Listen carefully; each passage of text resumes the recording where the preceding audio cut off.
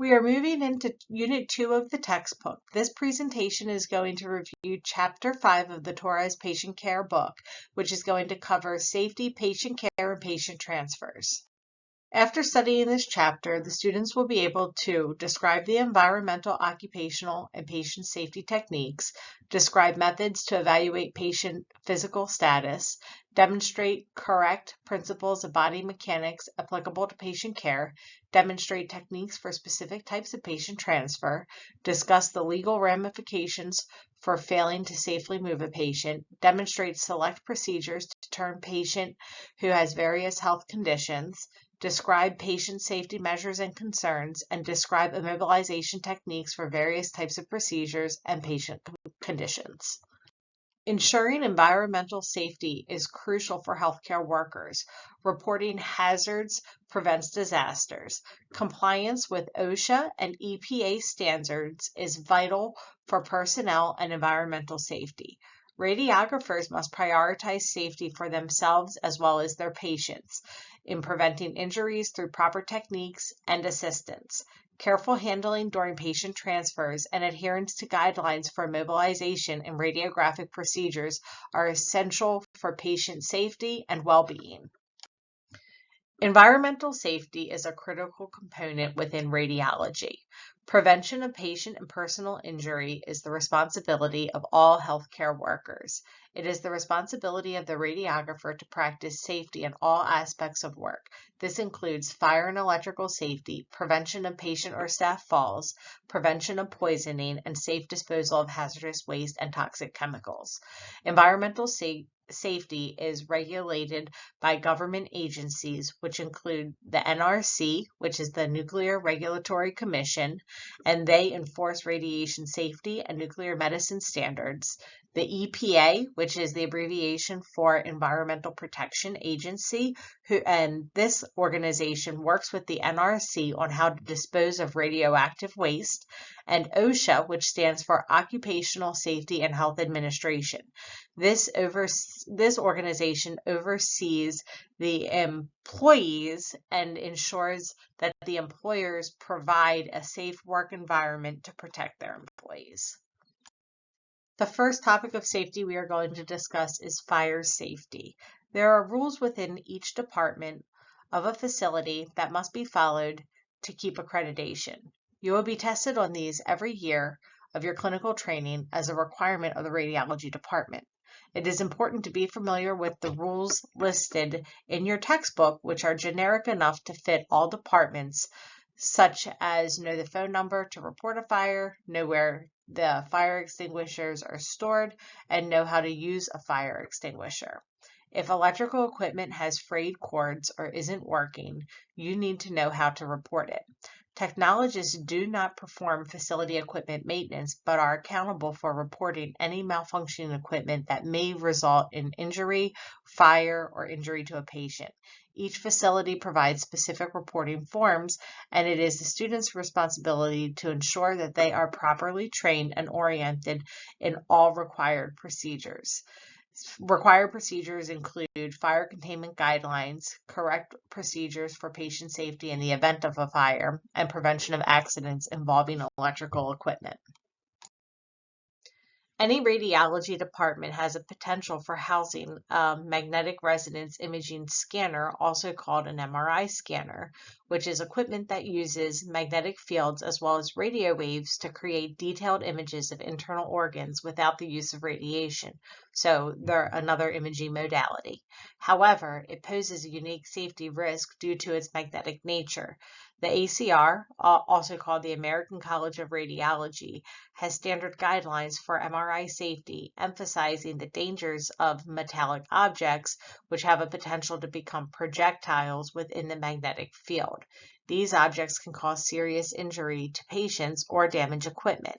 An example would be taking a wheelchair into the magnetic room or an oxygen tank, and it forcibly is going to attract to the strong magnetic scanner. Additionally, MRI uses radio waves, which can heat metallic objects and potentially cause burns to a patient or an individual within the MRI machine. Every facility has a standard of zones for the MRI department. There's 4 distinguished zones. Zone 1 is considered a safe zone. This is accessible to the general public. This is typically the waiting room area where patients wait to be called back for their exam. Zone 2 requires some supervision of staff personnel. This is where the patient will fill out their MRI screening form to ensure that they can safely enter their room. This can include like the dressing room area or the reception area. Zone 3 is a restricted access area. Only approved personnel that are trained in MRI safety as well as screened patients can enter this area. This area is typically like the control area on the way to the magnetic scan room.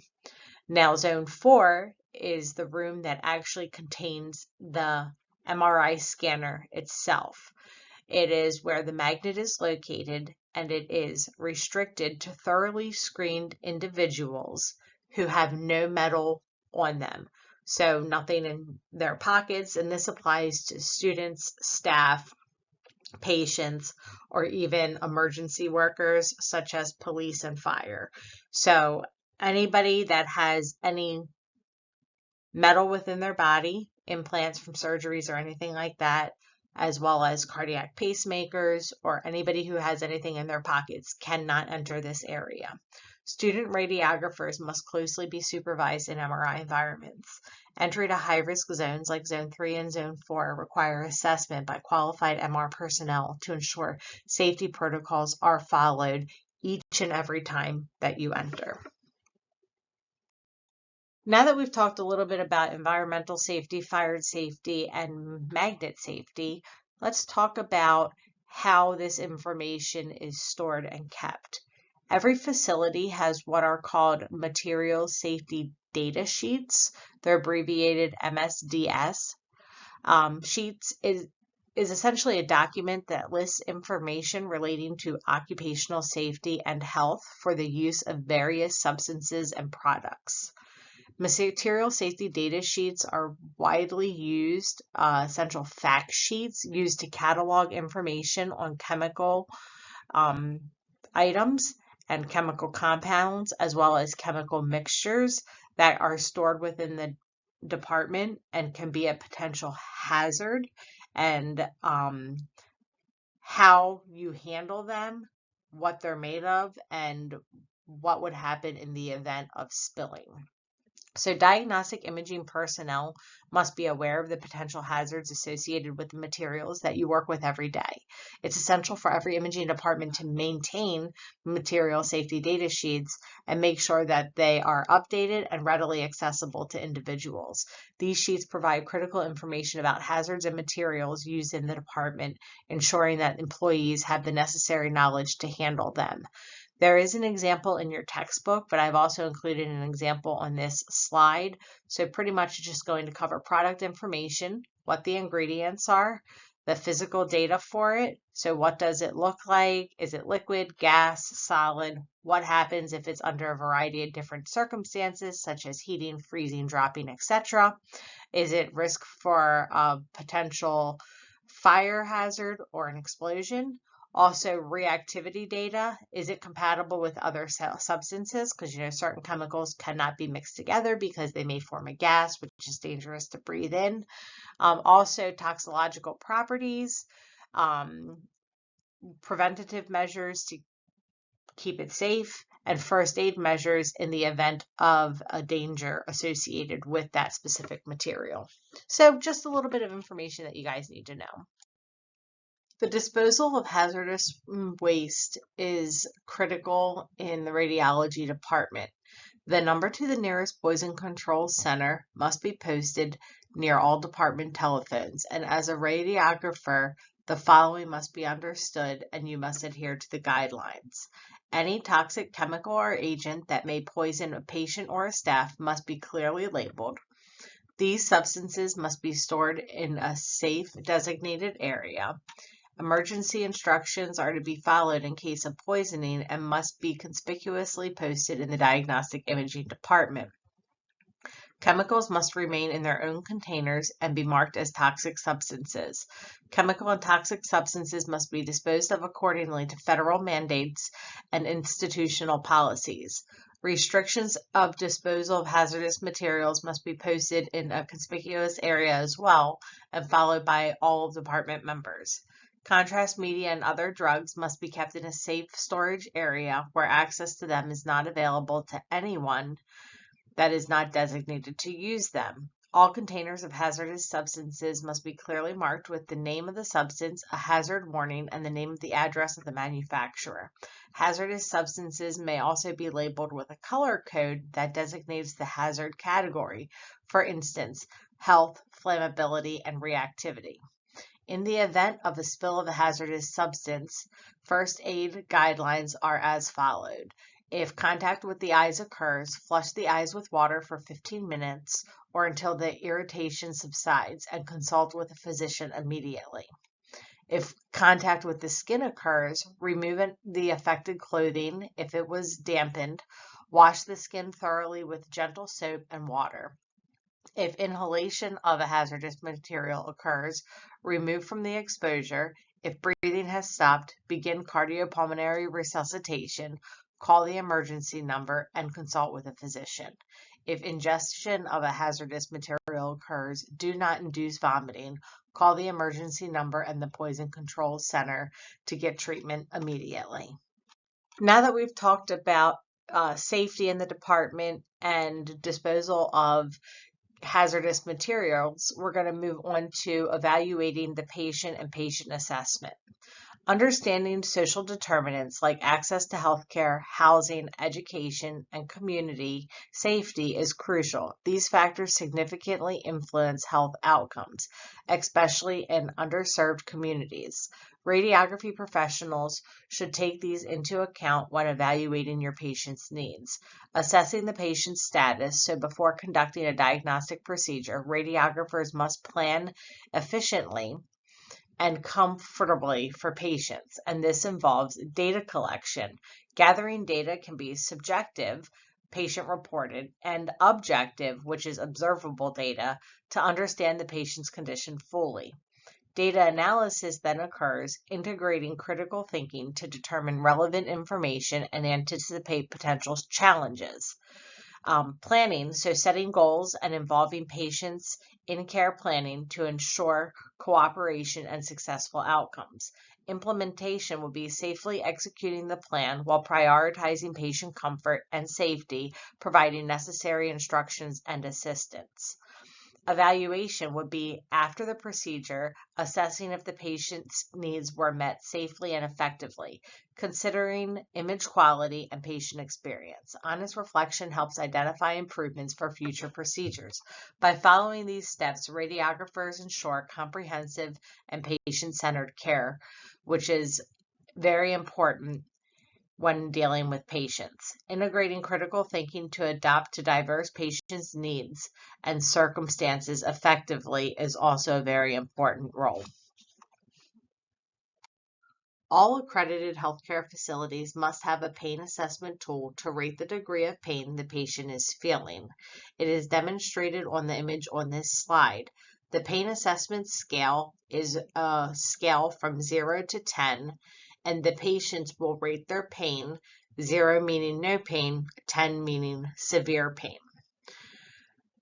We as radiographers are going to interview our patient and determine their level of pain. We're going to ask, how long have you had it for? What makes it better? What makes it worse? We're going to pinpoint the specific area of pain, and this should correlate with the procedure that you are performing. Also, additional factors can affect the pain assessment scale as well, such as gender, age, and culture. Pain management may vary between genders, with males often needing stronger pain relief than females, and younger patients may exaggerate pain due to parental influence, while older adults may have reduced pain sensitivity. And cultural beliefs can influence how pain is perceived and managed, sometimes emphasizing non-medical approaches. Also, anxiety, stress, and fatigue can also increase a patient's pain level. Moving on to body mechanics and patient transfers. Body mechanics involves the coordinated effort of muscles, bones, and the nervous system to maintain balance, posture, and alignment during moving, transferring, and positioning patients. Safety of the healthcare worker is critical, but shortcuts during patients' transfers can lead to injuries, with improper lifting causing 45% of musculoskeletal disorders in healthcare. Injury of the spine is the leading injury to healthcare personnel due to abuse from moving and or lifting patients. Safe body mechanics relies on good posture, which ensures that the body is aligned and balanced. This alignment allows the musculoskeletal system to operate efficiently, minimizing strain on joints, tendons, ligaments, and muscles. Good posture also supports overall bodily functions. For example, holding the chest upright facilitates optimal lung function. Following correct body mechanics based on gravity principles reduces fatigue and injury risk. Safe body mechanics requires good posture. This means that the body should be in alignment with all the parts in balance, and the center of gravity is the point at which the mass of any body is centered. When a person is standing, the center of gravity is at the pelvis. Maintaining proper posture involves positioning the chest up and slightly forward, extending the waist. This supports full lung expansion. Keeping the head erect with the chin tucked in the alignment of the spine correctly maintains a natural neck curve. Standing with the feet parallel, spaced 4 to 8 inches apart, ensures equal weight distribution on both feet. Maintaining slightly bent knees, which act as a shock absorber, is important when lifting, and keeping the buttocks tucked in and the abdomen engaged prevents strain on the back as well as the abdominal muscles. The first thing we're going to talk about is lifting a heavy object either from table level or from the floor. It is important to get as close to the load that you are lifting as possible and bend at the knees. You want to keep your elbows and arms close to your body and keep your back straight during the lift by tightening the stomach muscles. This engages the core and protects the spine. As you can see on this image here, the woman is bending at the knees with her arms straight on either side of this box. Then once you have the item secure, you want to stand up, bending at the knees and extending your legs. When this occurs, you do not want to twist at the waist to avoid any type of additional injury. When moving with a heavy object, you do not twist at the waist.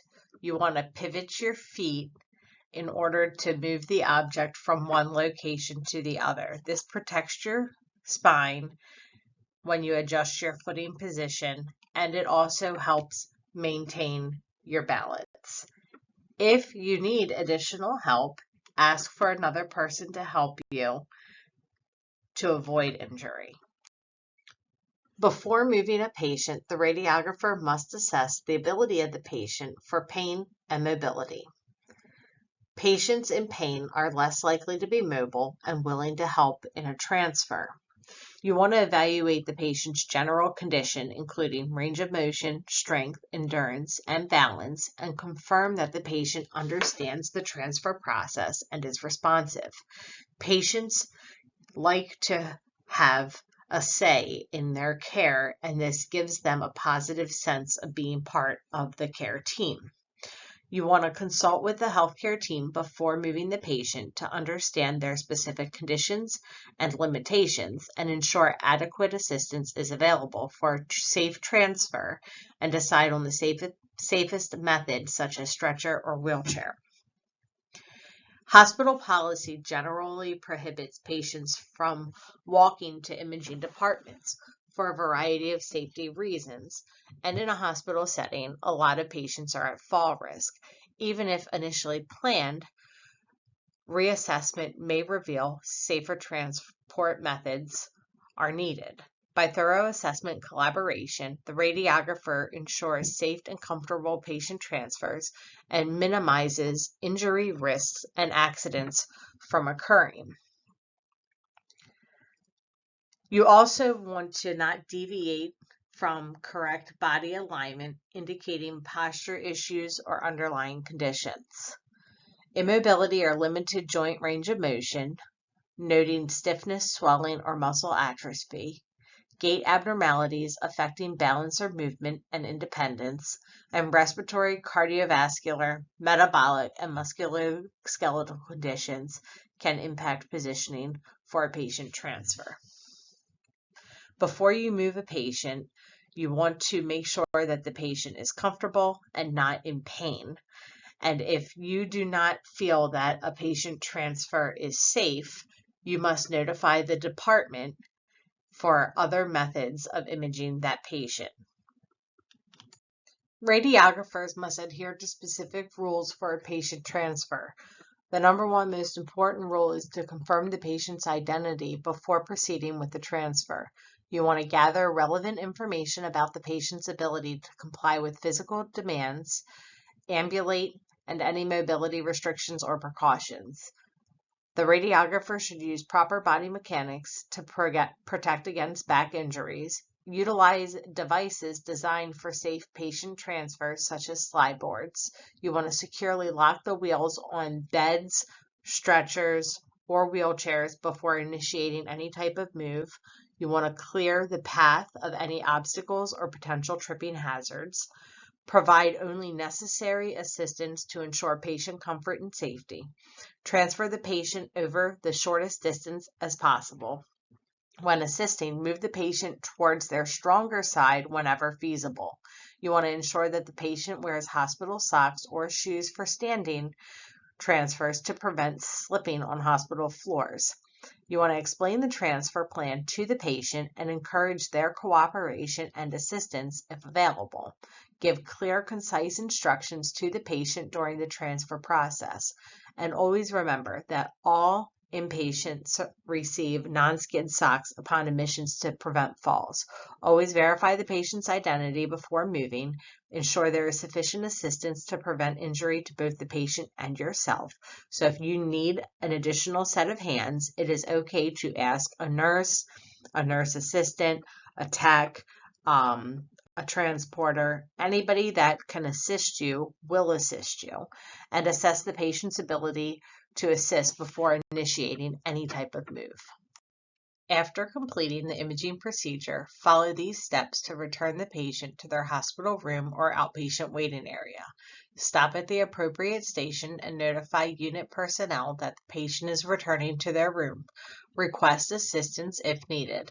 Assist the patient back to their room and help them into the bed and ensure their comfort and safety. Position the bed close to the floor and raise both of the side rails and ensure that the call button is within reach for patient assistance. To prevent potential patient injury, always lower the bed to its lowest position and secure the side rails upright when the patient is in their bed. If the patient came from the outpatient waiting area, escort them back and express gratitude. Communication at the end of the study is important, and escorting the patient back where they started enhances the patient care experience and completes the examination process. There are 3 different methods for moving patients.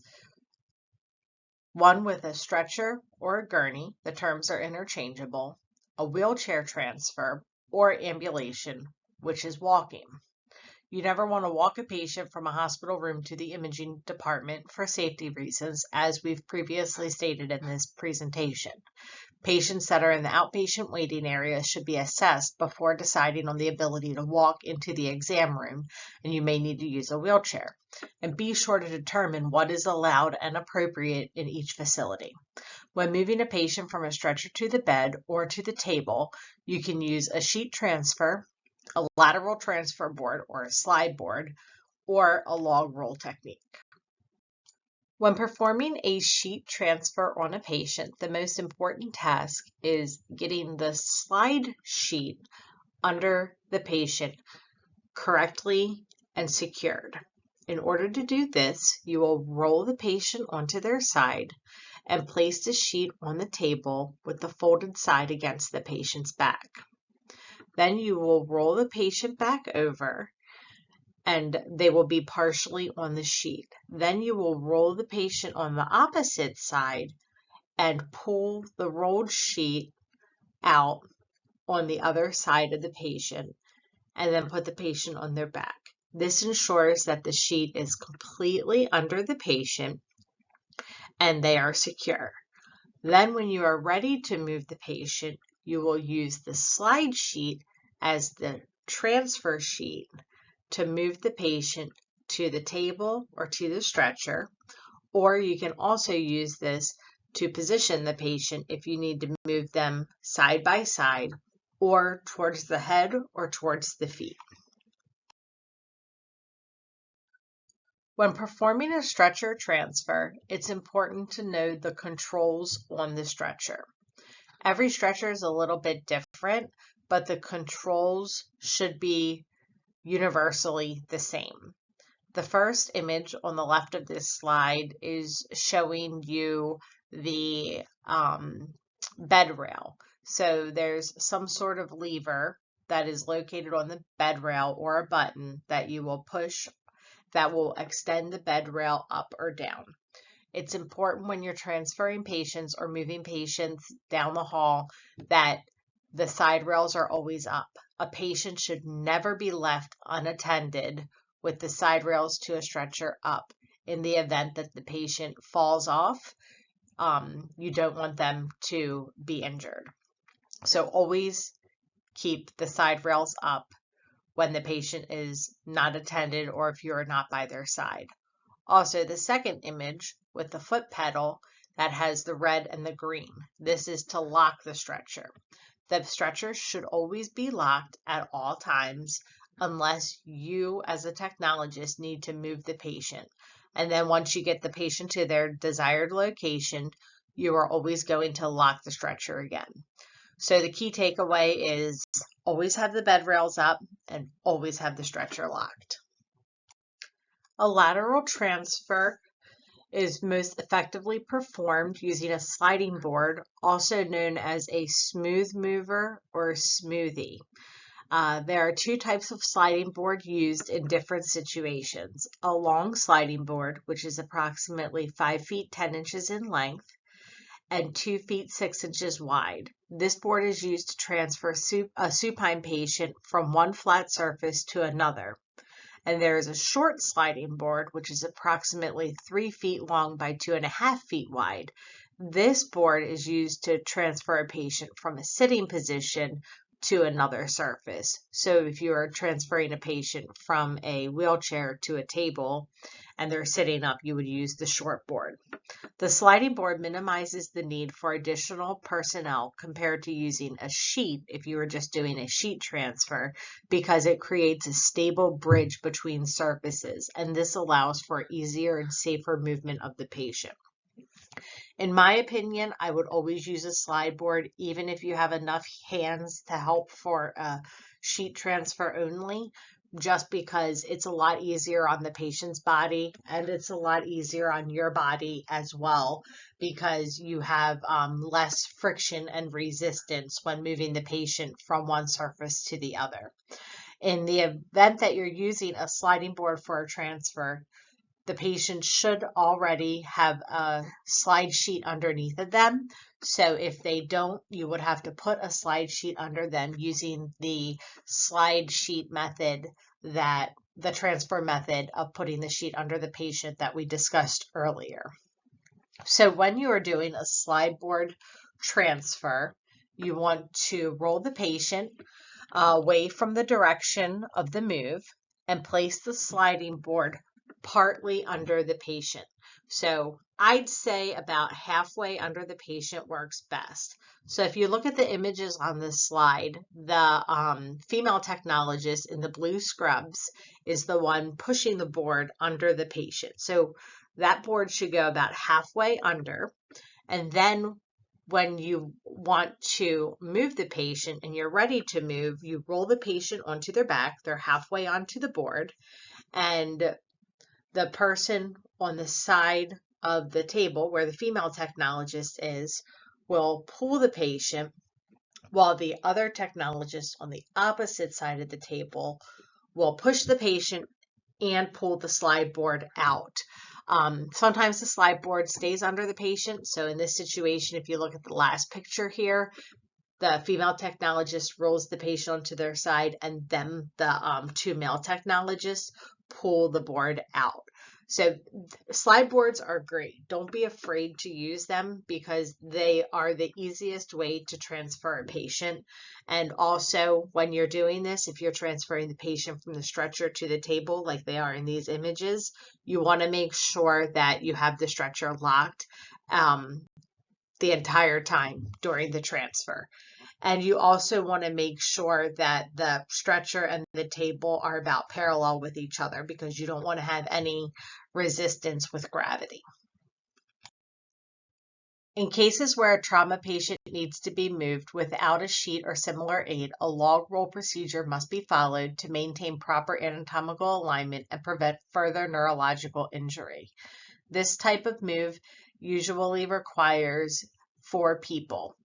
There is going to be a lead person. On this diagram, it's the purple person, and they are going to provide head support and stabilize the patient's head the entire time during the transfer process. And you'll be using a backboard. That's what the orange item is in this diagram. The body support is provided by person 2 and person 3. So this is a 2-person job. The one person's going to support the chest, abdomen, and lower limbs on each side of the patient. And for obese or tall patients, you may require an additional person.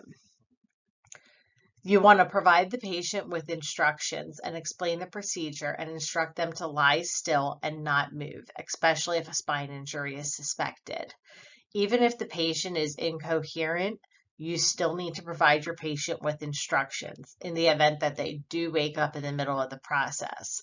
You want to prepare your equipment, and if IV tubing, urinary catheters, or any type of external aids are being used on the patient, you want to reposition them to avoid overextension or dislodgement and confirm the patient is anatomically aligned before rolling them. You want to extend or position the patient's arms and legs appropriately for the log roll, which is typically by their side or crossed on their chest. You want to place a pillow in between the patient's legs if you can.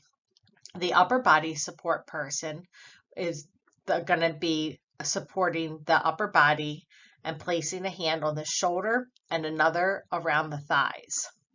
The lower body support person is going to support the abdominal area and the lower limbs, and their hand is going to overlap the person that's supporting the upper body. As you can see in this diagram, the 2 individuals on the right side are overlapping hands. The head direction. The technologist holding the patient's head is going to directs the turn to ensure it is done smoothly and in alignment. So the lead person will say, okay, we're going to roll them on their left side, and they will control the roll to make sure that the spine stays in its correct position. And then after the log roll takes place a sheet or a smooth mover under the patient for further movement, or you can put the backboard under the patient. Patients suspected of a spinal cord injury or any type of spine injury must always be kept in correct anatomical alignment to prevent worsening condition. This methodical approach ensures safety and minimizes the risk of exacerbating the patient's injuries during movement. The first part of a wheelchair transfer is to assist the patient who can transfer independently between the wheelchair and the radiographic table. In order to have this be successful, you want to follow two simple steps. Prepare the table. You want the table to be as low as possible, or place a step stool with a handle next to it for easy access if it doesn't go low enough for the patient to get into. And then you want to position the wheelchair at a 45-degree angle to the table and lock the brakes and raise the footrests. The second part of the wheelchair transfer would be to assist the patient in standing, and you want to stand by the patient's elbow and provide stabilization if needed. Some patients may require a little bit more support than others. You want to provide the patient with instructions to stand and then pivot and then sit on the edge of the table. Once the patient is sitting and you know that they are stable, you can move the wheelchair out of the way, and then you can assist the patient with laying down and positioning for their procedure. There are other assistive devices as well that can be used when transferring a patient. There is an image J1. It's called a circular pivot disc, and the patient stands on a non-skid disc that turns the patient next to the wheelchair so they are able to sit down. The use of a circular disc allows the patient to pivot with minimal assistance from the radiographer. The next image, labeled image K, is using the short slide board that we talked about earlier to transfer patients from a wheelchair to the radiographic table. So in order to transfer a patient in a wheelchair who can assist but not bear weight, you want to use that short slide board and follow a couple simple steps. The first thing that you will do is remove the arm rail on the side of the wheelchair that will be placed next to the table, and ensure both wheelchair brakes are engaged and locked. You want to instruct the patient to lift like their thigh or their backside onto their side and then onto the table. You'll slide the short board underneath of them at the area of their hip to bridge the gap in between the wheelchair and the table. Then you will assist the patient as they slide across the board to the radiographic exam table. The patients in situations like this typically have use of their arms, so you will just put your hands around their waist and they would use their arms to kind of slide themselves over, and your job is just to provide additional support and be there to safely execute the transfer and ensure the patient does not fall. Once the patient is on the table and stable, you can remove the wheelchair like you would in a standard wheelchair transfer. A variety of different positions exist for patient safety and patient comfort. The standard position is supine or dorsal recumbent, and this is when the patient slightly flexes their knees to reduce lumbar arch support. You can put just a little pillow underneath the patient knees. A lateral recumbent position is when the patient bends the top legs slightly forward to prevent any type of rolling. The high Fowler position is when the patient is 45 to 90 degrees upright. This position is performed when patients are in respiratory distress, and it avoids the patient from becoming dyspneic. If this is not possible, you can also perform the semi-Fowler position, which is an alternate when patients are in respiratory distress and the patient's head is raised 15 to 30 degrees. So you would just use adjust the top part of the stretcher that the patient is laying on and change their positioning. The recovery or lateral position is when the patient is left on their side with their head rolled forward to prevent aspiration. If the patient is at risk of aspiration or if they are going to get sick, you do not want them to vomit while they're laying on their back. If they're in the recovery position, this prevents them from choking on their vomit. Also, the Trendelenburg position, this is when the head is lower than the feet. The Trendelenburg position promotes venous return to the heart. So if the table does not tilt, a modified Trendelenburg position can be used by putting pillows underneath the patient's butt. Most stretchers will tilt with the head or the feet up or down. If a patient feels nauseated and may vomit, you will need to get them back into that recovery position. So here's images of the positions that we talked about. So image A is the high Fowler position. That's with the stretcher head part at 45 to 90 degrees. This eases the breathing and prevents dyspnea. The semi-Fowler position is another respiratory distress position that's shown on image B. That's with the head raised 15 to 30 degrees. The Trendelenburg position is image C. It's used for patients that have low blood pressure and you want to return that blood flow back to the heart. So when you put the patient's head lower than their heart, the blood is going to flow faster to their heart. If the table cannot tilt, the table is tilted in this image, you will put the pillows under the patient's butt. The recovery position, that's used if patients feel nauseated or they may vomit. It's modified lateral recumbent position where the top knee is bent forward to prevent rolling onto the stomach. This position helps prevent aspiration. The radiographer plays a specific role in preventing skin breakdown for patients in the diagnostic imaging department. Skin breakdown can occur rapidly and lead to serious ulcers if preventative measures are not followed. Key mechanical factors that predispose skin to breakdown include immobility, pressure, and shearing forces.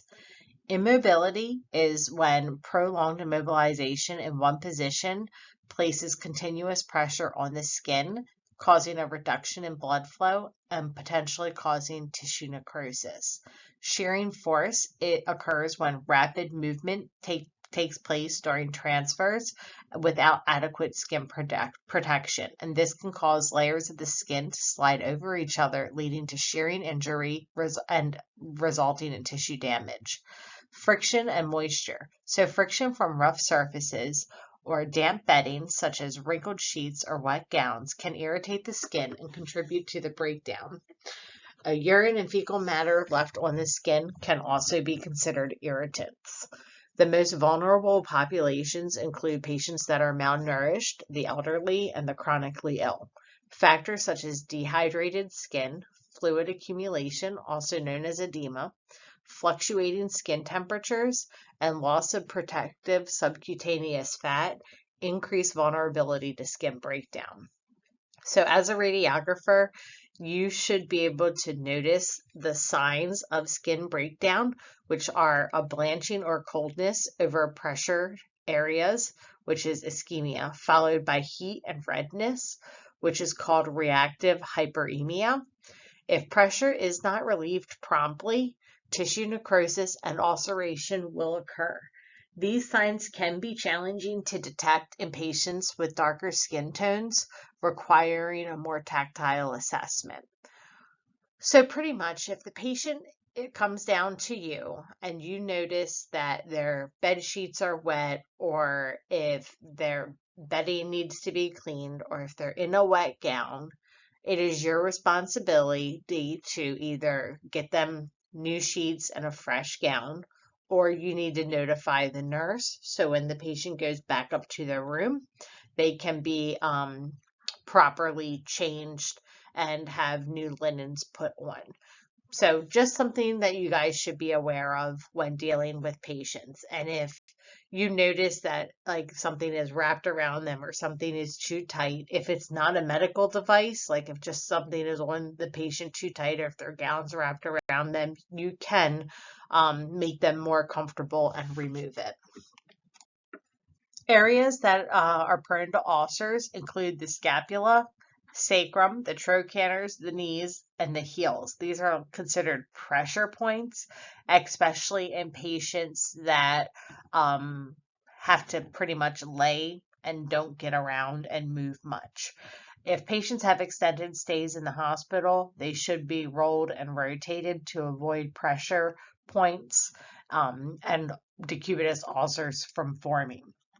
So even though patients aren't on these tables for long, they should be repositioned frequently to relieve pressure. The use of pillows or blankets or cushions and change positions should take place every 30 minutes to prevent skin breakdown, especially if the surface is hard.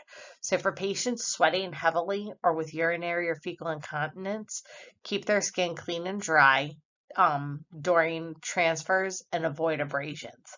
Elderly patients need extra care because their skin is more thin and delicate, and you need to protect their feet with appropriate footwear and handle them gently to prevent bruising or skin tears. Since circulatory issues are common in the elderly, even a minor bump can lead to a skin problem. Patient falls are one of the most common hospital accidents. You always want to assess the patient condition. You want to evaluate whether the patient can safely move, stay in, or leave the imaging department without assistance. Consider factors like age, frailty, neurological deficits, weakness, recent medications, confusion, or sensory impairments. When moving patients, you want to always make sure that you have clear pathways, so ensure the floors are free of obstacles that can obstruct the safe passage of a patient or you. You want to manage equipment placement, so place stretchers, any type of mobile radiographic machines, and wheelchairs in areas where they do not block the walkways. You want to use safety measures at all times, which include keeping the side rails up, locking stretchers, locking wheelchairs, and especially when patients are seated.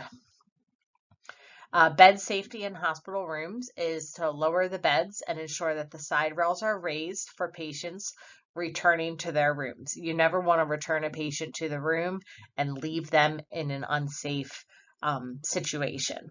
And you want to assist patients, so provide assistance. Always accompany the patient back to their original location, whether it's by foot, by wheelchair, or by stretcher. And after the procedure, do not leave them unattended. When patients visit radiology departments as outpatients, they often need to change into a gown before their procedure. There are several things that need to be discussed prior to the procedure: the clothing that should be removed and gown instructions. You want to clearly instruct the patient on which items of clothing need to be removed and how to put on the gown. Explain if it should be opening in the back or in the front, to avoid confusion as well as discomfort. The patient's personal belongings, you always want to provide them with options. So provide plastic bags for items like clothes, shoes, and purses, and ensure they either take them along or a facility may have a locker for them to lock them up in. So it really just depends on facility protocol. Special care instructions for valuables. You want to recognize that patients may be concerned about leaving items such as jewelry, cell phones, or wallets behind. If they can take them into the room, they can be instructed to do so. One stipulation would be the MRI environment. Anything metal should not go in there, so patients should not have any personal belongings in the MRI suite. We talked about the magnet safety earlier in this presentation. Any items that need to be removed that may cause an artifact on an image that are metal, such as necklaces, watches, or rings, you should provide a container, and then it should be labeled and secured with the patient's belongings. Body piercings that may need to be removed. You also may need to just ask about body piercings, because some patients have piercings that are not visible, whether it may be like a belly button piercing or like in a personal area that you would not typically see. Note that if a patient refuses to remove a piercing upon the request, you would just need to make a note of this in the patient's chart that, patient had a belly button ring, but refuse to remove it upon the exam. And you want to respect the patient's personal belongings. Treat every article of clothing, jewelry, or personal item brought by the patient with care and respect, regardless of its perceived value. You want to recognize that these items may hold significant personal meaning for patients in the department. If you need to assist a patient in dressing or undressing, you will have to follow some different steps as well. Oftentimes, patients may not be able to get themselves changed, so they will need the assistance of a radiographer to do so. You want to assess the need for assistance first and determine if the patient requires help based on their condition, such as injury, weakness, or visual impairment. A trauma patient might need to remove their clothing due to trauma and avoid causing further injury or pain. You want to obtain consent before cutting clothing or have a family member provide consent in writing if the patient is unable to do so. When dealing with younger patients, such as when a child is accompanied by an adult, explain how to assist with dressing for the procedure and arrange a meeting place. Assisting a patient with lower extremity disability, you would want to remove their clothing, start with the upper body first, place a long gown on the patient, and instruct the patient to loosen the waist fastenings or assist by gently pulling the trousers down over the hips if needed. Squat assistance is when you have the patient sit down and squat in front gently and remove their clothing from the legs to the feet, but they'll be covered with the gown because you want to put that on the upper part of their body first. And you can always call for assistance if the patient cannot help you. If a patient needs removal of an item over the head, have the patient sit down, cover them with a sheet, and help them remove the item over their head and then assist them with putting a gown on. And you always want to maintain the patient's modesty when you're doing this. If you need to redress a patient for a lower extremity injury, you want to slide their clothing on while the patient sits in an examining gown. Slide the clothing, the pants or skirt, over the feet and legs and up to the hips. If possible, assist the patient to stand to pull clothing over their hips. If they cannot stand, have an assistant lift while you slip the clothing on. Shirt removal would be remove the gown from the sleeves and carefully pull the shirt over the head to put one sleeve on at a time. Changing gowns for patients with a one-sided injury would be remove the gown from the unaffected side first while ensuring that the patient remains covered, and then cover the patient with a clean gown, starting with the affected side first and then the unaffected side second. You want to remove the soiled gown from under the clean one. General tips would be provide patient with comfort, explain everything that you're doing from start to finish, because this can sometimes be uncomfortable and embarrassing for the patient. You want to always ensure that the patient remains covered during the dressing and undressing process and then maintains their modesty. And you want to respect their privacy. So provide hooks and bags for personal items and explain their safety during the entire procedure. The last thing that we're going to discuss in this presentation is the use of immobilizers. Immobilizers are known as devices that attach to the body to restrict movement, commonly used in pediatric radiography. For adults, effective communication is the best way to avoid needing to use immobilizers. So soft methods include Velcro straps, sandbags, or sponges that can gently remind the patient to remain still if reassurance isn't sufficient. Immobilizers should only be used when absolutely necessary for patient safety, after trying less restrictive measures that were unsuccessful. According to the Joint Commission guidelines, they are reserved for situations where a patient's behavior poses a risk, never for staff convenience. Immobilizers must be ordered by a physician in charge of the patient's care and applied in compliance with an institutional policy. Reasons for application of immobilizers in the care of an adult patient include to control movement of an extremity when an IV infusion or diagnostic catheter is in place, to remind a patient who is sedated and having difficulty remembering to remain in a particular position, and to prevent a patient who is unconscious, delirious, cognitively impaired, or confused from falling from a radiographic table or stretcher, from removing a tube or dressing that may be life-sustaining, or from injury by impact with diagnostic imaging equipment. There are different types of immobilizing devices that may be used for adult patients. Ankle and wrist mobilizers, as shown in the first image on this slide, are soft Velcro cuffs with straps that attach to the side of the bed or the stretcher. An immobilizing vest for wheelchair patients may also be used, and waist immobilizers keep the patient safe on an examining table or bed while allowing the patient to change position.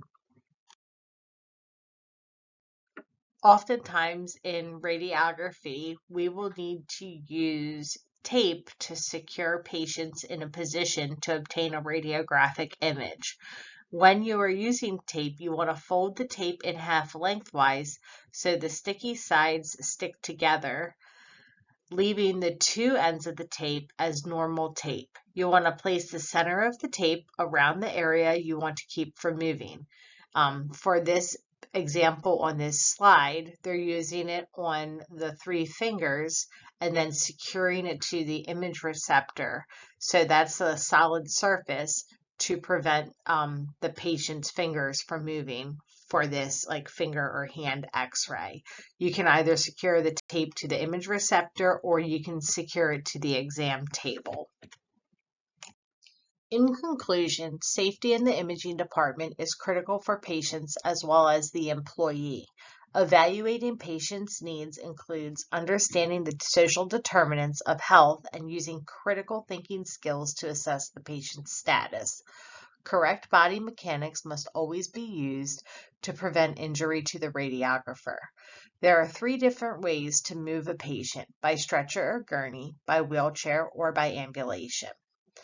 It's important to take care to prevent patients' skin from being damaged through immobility, pressure, shearing force, or friction. When an outpatient arrives in the diagnostic imaging department, it is often necessary for that patient to undress entirely or partially for the diagnostic examination or treatment. Always show the patient where and how to do so in a sensitive manner to spare patient embarrassment. And the use of immobilizers must be done only as a last resort.